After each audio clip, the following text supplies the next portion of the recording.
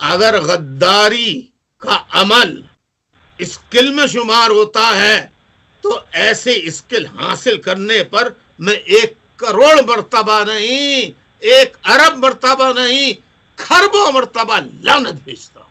اگر مصطفیٰ کمال آپ کے سامنے آ جائیں تو گلے لگائیں گے آپ کا؟ تو ان سے بڑا تعلق ہے؟ بالکل نہیں، بالکل نہیں، یہ فیصلہ میں نہیں کروں گا۔ وہ پوری مہاجر قوم کے مجرم ہیں، چاہے وہ بہادر آباد ٹولہ ہو یا مصطفیٰ کمال، اس کا فیصلہ مہاجر قوم کرے گی۔ ایک اور سوال ہے، ایک اور زاویے سے آپ سے سوال پوچھنا چاہ رہی ہوں۔ اب آپ کے بارے میں ریسنٹلی یہ خبر سامنے آئی کہ پچھلے 20 سال سے آپ نے ٹیکس نہیں دیا، 2 ملین پاؤنڈز کا جرمانہ آپ پہ لگایا گیا۔ لندن میں آپ کی 6 پراپرٹیز ہیں۔ پہلے تو یہ بتائیے گا کہ پراپرٹیز آپ نے کیسے بنائی، کیونکہ آپ تو نوکری نہیں کرتے تھے، اور آپ نے یہ بھی کہا کہ آپ کو ڈونیشنز آتے ہیں، تو ڈونیشن سے تقریباً 15 ملین پاؤنڈز کی پراپرٹیز، الطاف حسین صاحب۔ دیکھیے یہ سب جوڈس میٹر ہے، یہ اس سب جوڈس میٹر پر جب کورٹ میں مجھے بلایا جائے گا تو ان تمام باتوں کا جواب ثبوت و شواہد کے ساتھ میں اور میرے وکلا جو ہیں وہ اس کے جواب۔ تو ٹیکس کیوں نہیں دیا؟ ایچ ایم آر سی کے مطابق آپ ٹیکس دینے کے ذمہ دار تھے۔ دیکھیے یہ چیزیں میں ایچ ایم آر سی، کیونکہ سب جوڈس میٹر ہے، H M R C tax کیوں نہیں دیا، کیا تھا وجہ اس کی، یہ ساری تفصیلات میں کورٹ میں بتاؤں گا۔ کورٹ آپ کا سورس آف انکم کیا ہے الطاف حسین صاحب؟ سورس آف انکم آپ کے پاس اپنا بینک اکاؤنٹ نمبر بھیج دیتا ہوں، دل چاہے آپ کا کبھی تو 10 روپے یا 100 روپے اس میں بھیج دیجئے۔ میرے لاکھوں چاہنے والے ہیں جو غریب ہیں، کوئی 10 پاؤنڈ، کوئی 20 پاؤنڈ، کوئی 30 پاؤنڈ۔ جنرلی میں آپ کو بتا دیتا ہوں سورس آف انکم، جنرلی ایک بات پوری پارٹی نے، میری پارٹی کے بہت سے شعبے ہیں، یعنی آپ نے کہا کہ وہ بہادر آباد کی ایکسلنٹ پرفارمیشن ہے، ان کے پاس تو کوئی سسٹم بھی نہیں ہوگا، ہمارے پاس تو یہ سسٹم ہے کہ ایک پورا ٹریجری سسٹم ہے، ڈپارٹمنٹ ہے، وہ پورے یعنی امریکہ سے ساؤتھ افریقہ تک، ساؤتھ افریقہ سے کینیڈا تک، کینیڈا سے آسٹریلیا تک، ہر کارکن روزانہ ایک ڈبہ بنایا ہوا ہے، گلک اس کو ہم پاکستان میں کہا کرتے تھے، گلک۔ تو گلک میں کتنے پیسے آ جاتے ہیں؟ ہاں تو میں بتا رہا ہوں نا، سب کے اوپر زبردستی نہیں ہے کسی پہ، ہر کسی سے یہ ریکویسٹ پارٹی نے کی کہ ہر پارٹی کا پر کے ساتھی پر یہ نظریاتی فرض ہے، نظریاتی پارٹی ہے نا ہماری، ایک نظریے کے لیے کام کر رہی ہے، تو ایک اگر وہاں ڈالر چلتے ہیں تو $1، اور اگر پاؤنڈ چلتے ہیں تو پاؤنڈ، اور اگر جو کرنسی آپ کی مقامی ہے جو $1 کے برابر ہو وہ آپ روزانہ۔ لیکن I'm sorry to cut you Altaf Hussain صاحب، گلت کی بیس پہ 6 پراپرٹیز کیسے بن سکتی ہیں؟ جی کچھ تو سمجھائیں، ڈونیشنز کی بیس پہ 6 پراپرٹیز کیسے بن سکتی ہیں؟ پھر آپ ٹیکس بھی نہیں دیتے، تو کچھ تو سمجھائیں نا، یہ کیسے ہوگا؟ آپ شامل ہو جائیے، پھر آپ کو بتاؤں گا یہ راز کے ایسا کیسے ہو سکتا ہے۔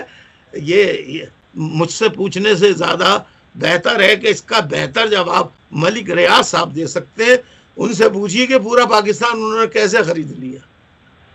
تو آپ بھی کیا انہی سٹیپس پہ کام کرتے ہیں جیسے ملک ریاض کرتے رہے؟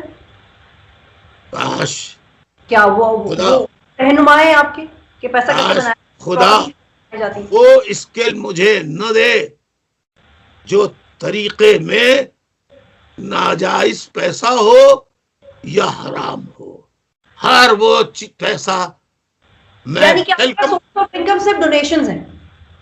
جی ہاں فی الحال۔ تو پراپرٹیز کیسے بنی؟ پراپرٹیز دیکھیے ہمارے پاس وہ زمانہ بھی آیا جب ہمارے M N As, senators assembly کے بہت بڑی تعداد میں تھے اور صوبائی ممبر تھے. صوبائی اسمبلی کے فی ممبر پر 4,000، قومی اسمبلی کے ممبر پر 6 یا 7,000 اور سینٹ کے اسمبلی کے ممبر پر بھی 7,000 8,000 فی سینیٹر. یہ ہر مہینے ان پہ فرض تھا کہ وہ اپنی تنخواہ میں سے پارٹی کو دیں گے اور وہ پیسہ کے ایف میں جمع ہوگا. اور کیوں پراپرٹیز بنائی وہ بھی ڈونیشنز کی بیس پہ بنائی؟ جی ہاں، جی ہاں. یہ ٹھیک بات ہے؟ تو کیا بری بات ہے؟ یہ جو پراپرٹیز ہیں یہ صرف پارٹی کی ہیں یا آپ کی ذاتی بھی ہیں؟ نہیں، میری ذاتی تو ایک پراپرٹی ہے، لیکن کیا ڈونیشن پر پارٹیاں، میں اب آپ سے بھی سوال کر لوں تو برا تو نہیں مانیں گی بطول صاحبہ؟ جی کیجیے، لیکن میری اتنی پراپرٹیز نہیں ہیں. اللہ کرے آپ کی پراپرٹیز جائز ہوں، ہزاروں ہوں، لیکن ملک ریاض کی طرح سے نہ ہو. ایک سوال، کیا ڈونیشن سے پراپرٹیز بنانا غلط ہے؟ ذاتی پراپرٹی بنانا غلط ہے؟ میرا خیال ہے مورالٹی آ جاتی ہے. ہاں، ڈونیشن سے آپ ذاتی پراپرٹی کیسے بنا سکتے؟ ایک ڈونیشن تو ایک کاز کے لیے ہوتا ہے. شوکت میموریل ہاسپٹل، اب آپ کہیں گی وہ تو چیریٹیبل ہاسپٹل ہے، آپ ذرا جا کے کہیے میں غریب ہوں، میرا فری علاج کر دیں. چوکیداری آپ کو کہے گا خدا حافظ چلی جائیے، شرافت سے بہتر ہے. یہ معاملہ اتنا ہی سادہ ہوتا ہے الطاف حسین صاحب، جیسے آپ نشاندہی بنی گالا کہاں سے آیا؟ جاتا کہ آپ نے ٹیکس نہیں، آپ مجھے بتائیے وزیر اعظم کا بنی گالا کہاں سے آیا؟ جی، وزیر اعظم کا بنی گالا کہاں سے آیا؟ وزیر اعظم سے انٹرویو بھی کر نہیں رہی نا، آپ سے کر رہی ہوں. نہیں، آپ وزیر اعظم سے بھی انٹرویو کیجیے اور ان سے پوچھئے، لیکن یہ ساری، اب میں بتاؤں آپ کو، مجھے آپ ایک جواب آ گیا. نہیں، آپ 5 پراپرٹیز اور 6 پراپرٹیز کی بات آپ کر رہی ہیں نا، یہ ساری پراپرٹیز کے اندر ایم کے کارکنان اور جو شادی شدہ کارکنان ہیں جن کے بال بچے ہیں وہ رہتے ہیں. ٹھیک، تو یہ پھر معاملہ کورٹ میں ہے اور پھر دیکھتے ہیں کہ کورٹ میں آپ کو اب یہ جو 2 ملین اور غیر شادی شدہ بھی رہتے ہیں، کیونکہ آپ نے ٹیکس نہیں دیا نا. پراپرٹیز تو آپ کہہ رہے ہیں کہ آپ نے بنا دی ڈونیشنز کی بیس پہ اور آپ کا کوئی سورس آف انکم نہیں ہے، اور گلت کی بیس پہ آپ نے اتنی پراپرٹیز بنا لی، لیکن وہ برطانیہ کی حکومت کہہ رہی ہے کہ بھائی جو گلت سے بھی بنایا اس پہ ٹیکس دو. This is the point. جی، گلک گلت اوکے گلا نا، یو مینٹ گلا. Money box. آپ رابطے میں ہیں خالد مقبول سے، فاروق ستار سے، حیدرآباد رضوی سے، کسی سے بھی رابطے میں ہیں پاکستان میں؟ جی نہیں. کبھی کسی نے آپ سے رابطہ کرنے کی کوشش کی؟ جی، اس کو مرنا ہے کیا؟ آپ پاکستان کب آئیں گے؟ پاکستان کب آؤں گا؟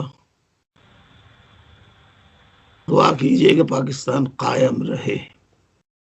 میرا آپ سے آخری سوال ہے، ذاتی نوعیت کا ہے، تھوڑا سخت بھی ہے، لیکن میں آپ سے یہ سوال پوچھنا چاہتی ہوں. نہیں، آپ سخت سے سخت پوچھئے. میں آپ کے سامنے آپ کی عدالت میں ایک ملزم کی حیثیت سے پیش ہوں، آپ جج ہیں، جو دل چاہے پوچھئے. آپ پاکستان کو بھی اپنا گھر کہتے ہیں اور بھارت کو بھی اپنا گھر کہتے ہیں. ہر شخص کی خواہش ہوتی ہے کہ وہ اپنی مٹی میں دفن ہو. آپ کہاں دفن ہونا چاہتے ہیں، پاکستان میں یا بھارت؟ میں تو، اگر آپ ایمانداری سے پوچھیں گی تو میں تو پاکستان میں ہی، آرزو تو یہی ہے کہ پاکستان میں دفن ہوں. باقی جہاں اللہ نے میری مٹی لکھی ہے، نہ چاہتے ہوئے بھی آدمی مرنے کے بعد وہیں دفن ہوتا ہے. بہت شکریہ الطاف حسین صاحب، آپ نے مجھے جوائن کیا.